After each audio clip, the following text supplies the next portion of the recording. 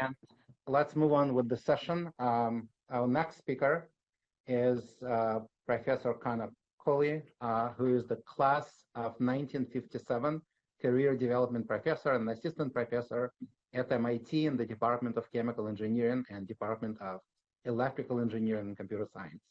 His research group works at the interface of chemistry and data science to develop models that understand how molecules behave, interact, and react, and his lab uses this knowledge to engineer new molecules with an emphasis on therapeutic discovery. Connor has received multiple awards at his stage of career, which is remarkable, including C&EN Talented 12, Forbes Magazine 30 Under 30, for Healthcare Technology Reviews 35 Innovators Under 35, NSF CAREER Award, and many others. And we look forward to hearing from you. Connor. Perfect. Thanks very much, Alexander, for organizing this session and for the invitation to share some of our work that we're doing here at MIT. I guess I want to start this talk the way that I start many talks, which is to aggressively agree with many of the things that we've just heard from Gisbert Schneider around the importance of molecular design and the simultaneous consideration of synthesis. And so that will be a theme of this talk for the next 25 minutes or so. If we want to think about the goal of molecular design and optimization in an abstract sense, we can try to map it onto a classical mathematical formulation. So we might say that we're trying to find, given some objective function or some oracle function that returns perhaps an activity or some NPO score, the best design from this large space of all possible molecules, and we might then consider that X star, this optimal molecule, what we would advance further into testing. In reality, quite often we want to optimize properties that are difficult or very expensive to measure, and so occasionally we'll be performing this optimization with some surrogate oracle or some measurement that approximates something that we would actually like to optimize for. This might look like binding versus in vivo efficacy, right? Binding being a proxy for the other. And also in reality, perhaps it's not truly the space of all possible molecules that we're trying to navigate, but rather the space of synthesizable molecules, because these are the ones that we can take into the laboratory, perhaps, to physically test and use for feedback.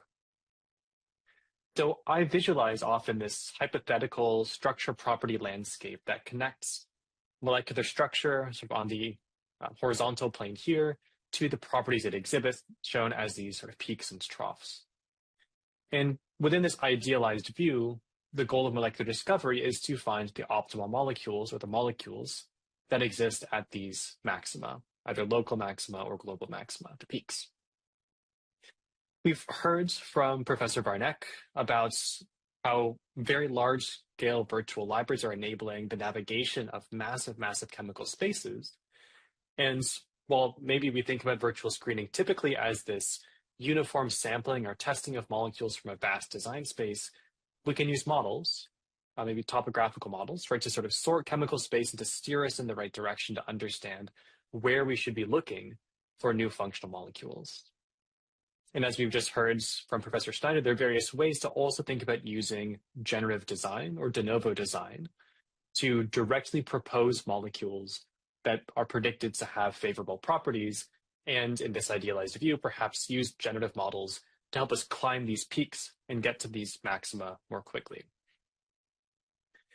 So we'll be thinking about this design aspect in the rest of this talk, and in particular, right, design that is meant to feed into synthesis and testing because we recognize that importance of validation and feedback. We won't ever have the fidelity to fully predict the property profiles of a molecule in silico for some time at least. And so we're reliant very much on this experimental feedback to revise our beliefs, revise our models, and then revise our designs of structures for that next iteration. And so all the considerations, all the models that we'll talk about are framed in this sort of iterative drug discovery view. So one of the cornerstones of discovery chemistry settings these days tends to be the construction of one-step libraries, perhaps using parallel plate-based chemistry, so that given some common building blocks or motifs, one can construct rapidly perhaps 96, 384, some number of derivatives. In the case that we saw from Professor Schneider, this was a set of compounds perhaps accessible through late-stage functionalization. In other cases, it's through the direct coupling of different building blocks, in this case, through a one-step Suzuki coupling. And so this is summarizing some collaborative work that we've done with AbbVie, where we've looked at the historical data on Suzuki couplings from these medicinal chemistry settings to train models to predict reaction yields and understand the likelihoods of success.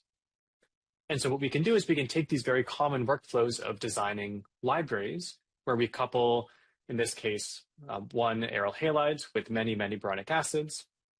And we can decide, well, a chemist has designed this library with a certain selection of 46 boronic acids. And it turns out, applying this in an experimental setting, that if we follow those selections exactly, of the 46 designed by human chemists, 19 of them succeeded in delivering products that could be isolated and then tested for biological activity. By inserting this model that thinks about chemical yields, we were able to detect that some numbers of those boronic acids would be unsuitable as a coupling partner for this particular aryl halide motif. And so we could replace some of those decisions and we could end up increasing, albeit modestly, the success rate. So in this campaign, now 5 additional compounds were able to be made, isolated, and carried forward to purification. But this is just a single step library, admittedly. And we're quite often interested in building up libraries from multiple synthetic steps. And so this is going to come back to these ideas that we heard about reaction template or step-constrained design of new molecules. So one of the strategies that we've taken to developing libraries of molecules centered around perhaps known seeds or known hit compounds that we'd like to expand is to take a molecule, propose a synthetic pathway through computer-aided retrosynthesis, and then given that pathway, try to map out all of the analogs that we believe we can access by swapping building blocks for each other. So what I mean by that is we've decided what kinds of reactions we will use to bring together these components to produce a product, and we're trying to simply exchange one molecule for another molecule, but still follow that same strategy, that synthetic strategy. So given the pathway, we rely on these reaction templates encoded as reaction smarts to define the transformation rules. And with very simple cheminformatics filtering and heuristics, we can very quickly map out sometimes hundreds of analogs, sometimes millions of analogs of certain molecular structures. Where again, we're not trying to be creative in our approach to chemical synthesis. We're merely trying to replicate the synthetic strategy and to change building blocks to change the molecules that we're accessing.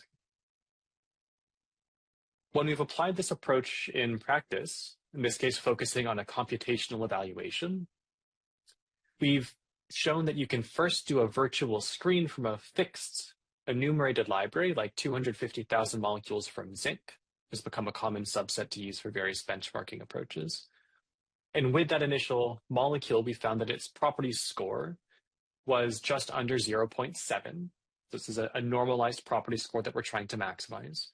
And through this enumeration approach, we can expand out a space of synthesizable analogs that ends up including thousands of novel structures with properties that exceed that original hit. So we can take a starting point or an idea for a molecule and we can rapidly expand it without trying to be creative about its chemical synthesis and still find new structures that might exceed its properties. But this strategy is, again, following a single pathway, and it's relying solely on these ideas of enumeration grounded in cheminformatics. And so we, as many others, are also quite interested in the use of generative models or de novo design models to invent new structures. The allure of these approaches is that they can be very creative. They can come up with new designs that we didn't think of, and they can perhaps unlock new regions of chemical space that go even beyond the billions and billions of structures that we find in libraries. The downside of using these generative techniques is that at times, depending on how they're trained and applied, they can end up being creative to a fault. So the creativity that you see reflected on this slide in some of these structures manifests itself in ideas that are very nonsensical, to put it lightly, because they're structures that are either not stable, not synthesizable, they don't violate valence rules, but they're really not reasonable structures that you would want to take into the laboratory or, for example, submit to a contract research organization for synthesis or submit to your robotic platform for synthesis, if that's the way that you operate. And so we're very interested in generative design, but we want to avoid this fairly catastrophic failure mode. So what if we want to use generative design, but we still want to respect synthesis? This is what takes us back from this very creative language-based ideation that we can follow to this step-by-step reaction-constrained approach.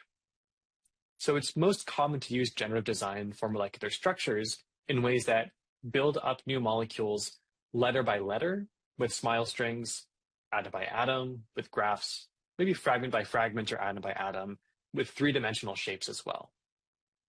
But when you design these molecules in what I would call structure space, you can end up with designs that are okay according to valence rules and according to cheminformatics tools, but they are not realistic and they are not synthetically tractable. And so what we've been doing is we've been trying to, in some ways, revisit a lot of these older approaches in reaction-constrained generation under the lens or through the lens of deep learning and generative design. And so we're going to be teaching deep generative models to think about the design of molecular structures, not as letters or as atoms, but as sort of reactions building up a reaction pathway. And so one of our early contributions from the method side to this field was this model that we called C&EN. This was training a neural network policy that could autoregressively or iteratively select commercially available building blocks and select reaction templates to compose a synthetic tree from the bottom up. We can give this model access to hundreds of thousands of building blocks. We can give it access to, in this case, about 100 expert-defined reaction templates. And it will now compose whatever pathways it wants to with the goal of reaching some molecule that achieves some certain property target. And so we can train this policy to reconstruct synthetic pathways for molecules that we do know how to make. And then we can optimize those properties that we're trying to optimize. So we can change some conditional input to the model that's going to give us a different synthetic pathway, give us a different molecular structure, in turn, giving us new properties. And this loop is then conducive to a genetic algorithm type optimization or any model-free optimization approach we would like. So as a consequence of training these generative models to think in terms of synthesis rather than in terms of atoms or fragments, we end up finding solutions or optimal solutions where the structures are far simpler and more synthetically tractable than when we don't consider synthesis. And we end up with these very large, bulky structures that really do not make much sense and will be very difficult to bring into the laboratory to test. Now, using these building blocks from commercial catalogs and using reaction templates that encode robust transformations sounds familiar, right? For those of you familiar with make-on-demand libraries, right? This is exactly how we construct make-on-demand libraries. We use these rules to enumerate chemical reactions that we believe we can run robustly.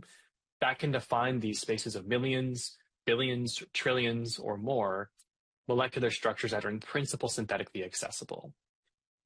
And what the use of generative design does here, really the use of deep learning, is that rather than worrying about enumeration of even a subset of this space, we're essentially teaching our models how to navigate the space.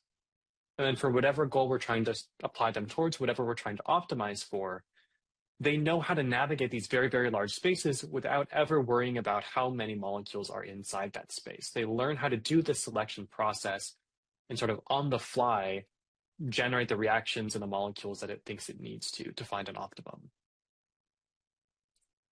So we've taken this idea, which again has its roots in these sort of older cheminformatics approaches, and continued this line of development with modern deep learning approaches.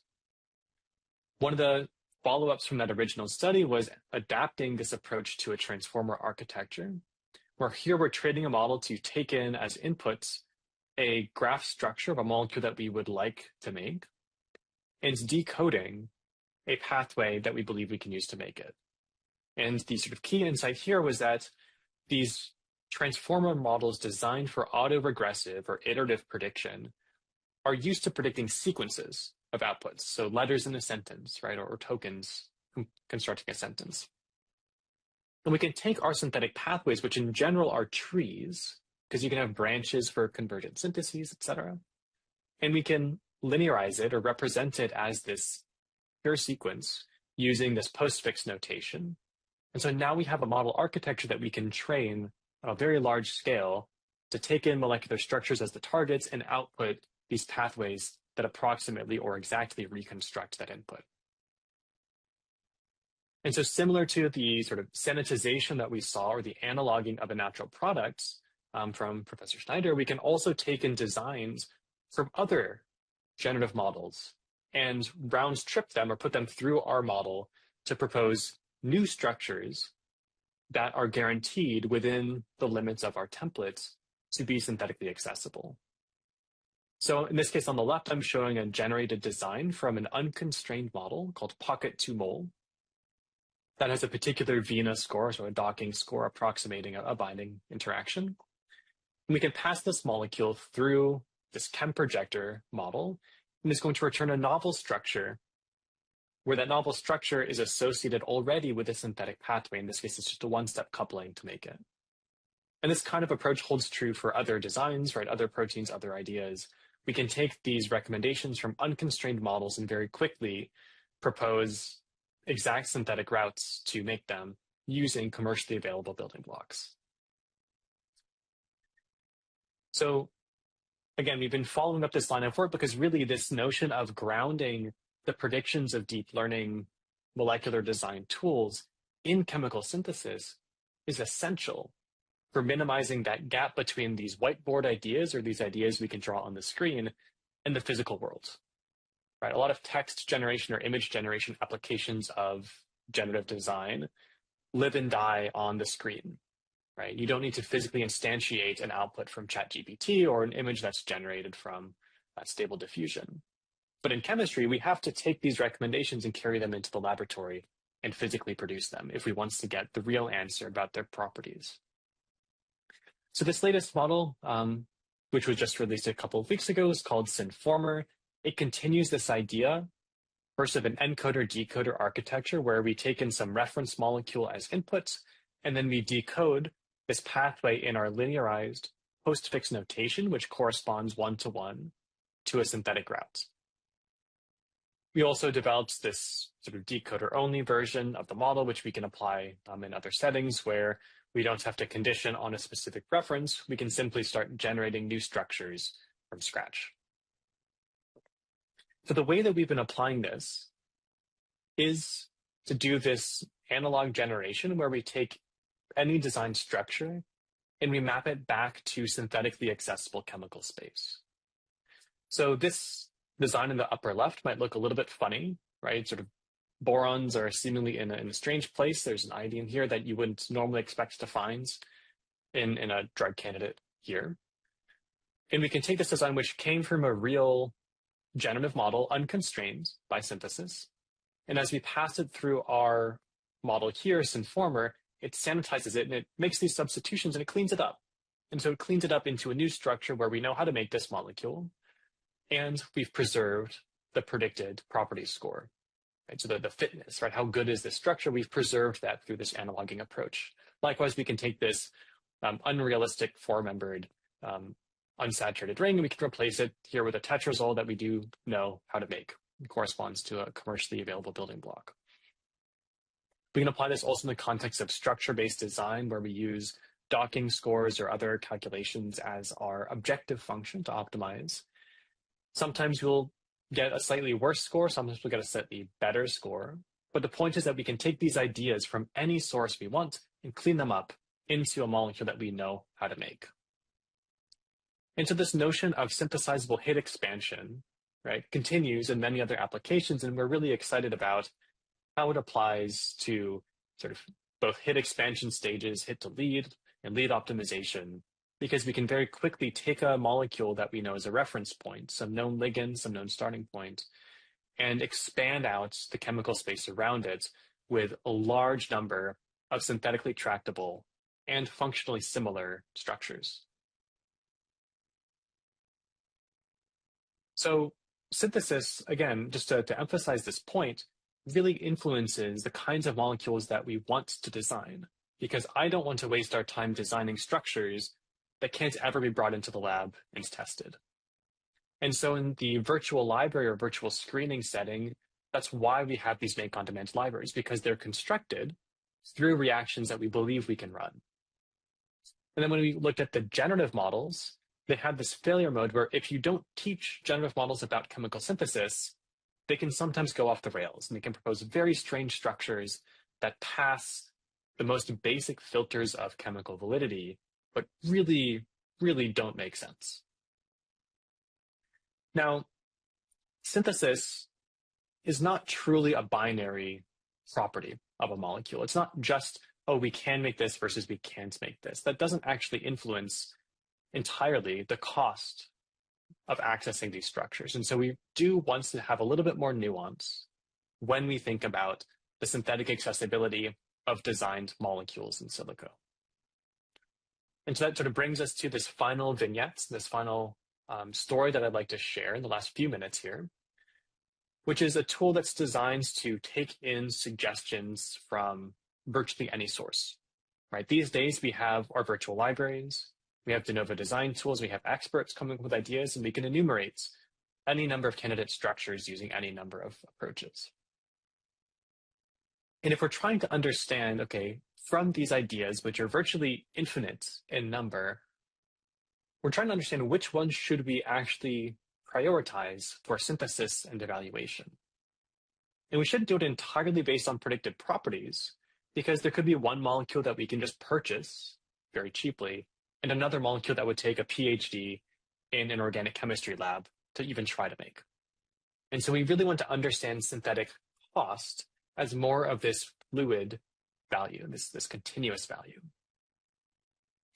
And so this framework that we call Sparrow tries to take all of the candidates that we've constructed and optimally down select them to a set that strikes an appropriate balance between the reward or the benefit of testing these molecules according to property prediction models and their synthetic cost.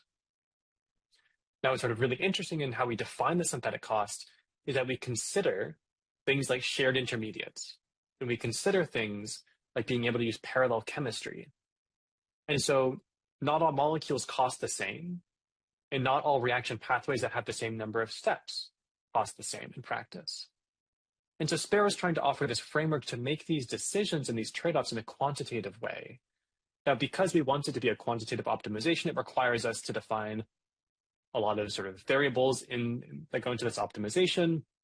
We're going to simplify things and focus on the intuition behind it for the purposes of these next 2 minutes, where what Sparrow is trying to do when it's optimizing which molecules to make, this selection process, is it's trying to maximize the benefit or the properties we see in those structures. It's trying to minimize the cost in terms of building block cost or chemical vendor cost. And for molecules that require synthesis, we are predicting the likelihood of success in the pathways that can be used. And so we're trying to also minimize the number of reactions we're running. And when we do run reactions, we're trying to maximize the likelihood of success predicted from our other chemistry tools. And so in the paper, we describe a few different case studies, but focusing on one here, we looked at a design cycle where there were 121 candidate structures under consideration. This was an autonomous discovery of dye molecules, and we couldn't make 121 in a single iteration. And so we thought, okay, well, what if we had used Sparrow to suggest which molecules to test? And so in this example, from the 121 different candidates, Sparrow said, based on your preferences of cost versus information, I think you should test these 15. So 6 of them, Sparrow recognized, could just be purchased. So these pink molecules, and this in the upper right corner, those pink molecules, you can just purchase them and then test them. That's worth doing. There were 9 additional molecules from this large set that Sparrow suggested that we make. Making those 9 required a total of 6 different building blocks and 10 reaction steps. And if you just look at these sort of pathways and you look at the pink structures, you might recognize that we're using similar starting materials from multiple candidates. We are testing intermediates on the way to final products. And so we're getting, colloquially, a lot of bang for our buck, right? We're testing a lot of structures with a relatively small number of synthetic steps, so lower synthetic effort, while still being able to access this really interesting set of 15 candidates in this design cycle. So sort of summarizing these few stories, right, we really think about a lot of different ways of proposing new molecular structures to help us drive design cycles. But when doing so, we really don't want to end up with unsynthesizable or inaccessible structures, because those are not helpful at the end of the day. And so we think about how we use different yield prediction tools or chemistry prediction tools to anticipate the success of experimental validation. We think about biasing or constraining generative AI to have to think about synthetic pathways, not just think about structures. And then we also think about these optimal experimental design frameworks that let us optimally balance information gain versus synthetic cost in a way that is tailored to medicinal chemistry and tailored to our field's unique definitions of cost. And so that I'll acknowledge all of the fantastic contributions from the group that made this possible, as well as generous funding support over the years. And maybe for questions, I'll flip back to this summary slide. So thank you very much again, Alexander, for the invitation and for the time. Connor, thank you very much for an excellent, extremely clear talk, and apparently a recent promotion to the associate professor. Congratulations on that. Let me start with a couple of comments I fully share, and that is thank you for sharing richly and generously the tools that you developed through your GitHub page. Someone was saying in the Q&A that it's extremely educational, especially for novices in the field. So thank you for sharing. And that is amazing, as someone wrote. So a few questions. The approach that you described that is non-generative, rule-based, how different is this to what NMN is using for Savvy from Mark Nicholas? Yeah, that's a fantastic question. So the connection between what we're doing and the sort of enamine, economy libraries and Savvy constructed similarly, the philosophy and the constraints are identical. Yeah. So the idea is that, right, as the field sort of converges on an understanding of what transformations might be possible, what building blocks are collectively available, our intention is not to necessarily redefine those ideas and make different decisions, but change how it is we are navigating those spaces, right? So Savvy is explicitly trying to enumerate these massive spaces, but I would argue that with a lot of deep generative approaches, one doesn't have to do that enumeration to still benefit from that space that they implicitly define. And so as our enumerated libraries get bigger and bigger and bigger, we're not going to want to store them in an enumerative fashion. So we're trying to sort of preempt this increase in scale, but we use the exact same approaches from a fundamental perspective. So I guess focusing is the distinction. That's right, right. So how we use them to navigate the space. Yep, thank you. So more on the practical side, most of your talk has been methodological. Do you have success stories with designing more active compounds than the parent for active compounds that may be outside of your today's presentation? Yes. So I'd say that we have several ongoing collaborations and validation campaigns to see how these validate. I'd say that there is a convenience factor certainly in doing the initial method developments with computational evaluations, but that's absolutely the interest moving forward, right? We have a lot of different collaborations, not all we can talk about, but that's the hope. And perhaps if I give a similar talk in a couple of years, you'll see a few more IC50 values on my slides, and we'll have some of those good success stories to share. Sure.